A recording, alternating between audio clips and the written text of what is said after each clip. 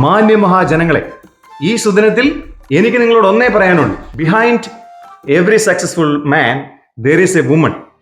ഈ പ്രസ്താവന വളരെയധികം തെറ്റിദ്ധരിക്കപ്പെട്ട ഒരു പ്രസ്താവനയാണെന്നാണ് എനിക്കിന്ന് പറയാനുള്ളത്. കാരണം വിജയിച്ച ഏതൊരു പുരുഷന്റെയും പിന്നിൽ ഒരു സ്ത്രീ ഉണ്ടെന്ന് പറയുമ്പോൾ എല്ലാവരും എന്താ വിചാരിക്കുക? അത് അയാളുടെ കാമുകിയോ അല്ലെങ്കിൽ അയാളുടെ ഭാര്യയോ ആണെന്നല്ലേ? എന്നാൽ അത് തെറ്റാണ്. ഒരു പുരുഷന്റെയും വിജയത്തിന് പിന്നിൽ ഒരു ഭാര്യയ്ക്കോ കാമുകിക്കോ അതിന്റെ കാരണമാവാൻ സാധിക്കില്ല എന്ന് ഞാൻ നിങ്ങളോട് പറയുകയാണ് സുഹൃത്തുക്കളെ, പറയുകയാണ്. എന്നിരുന്നാലും ആ പ്രസ്താവന തെറ്റാണെന്ന് ഞാൻ പറയില്ല. കാരണം വിജയിച്ച ഓരോ പുരുഷന്റെയും പിന്നിൽ ഒരു സ്ത്രീ ഉണ്ട്. അത് പക്ഷേ അയാളുടെ കാമുകിയോ ഭാര്യയോ അല്ല, അയാളുടെ അമ്മയാണ്. ഈ മാതൃദിനത്തിൽ എനിക്ക് പറയാനുള്ളതും അത് തന്നെയാണ്.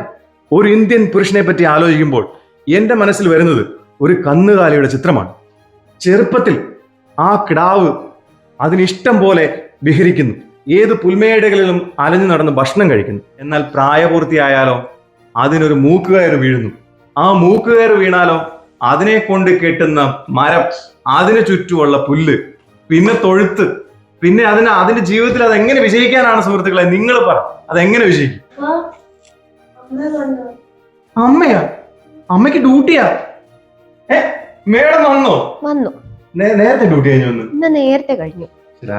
ഞങ്ങള് റീൽസ് കളിക്കുമായിരുന്നു. ഞങ്ങള് കേട്ടു. കേട്ടോ? അതെ, ഫുള്ള് കേട്ടോ? ഫുള്ള് കേട്ടു. ശരാ, ഫീലായോ? ഇല്ല. ഇല്ലേ?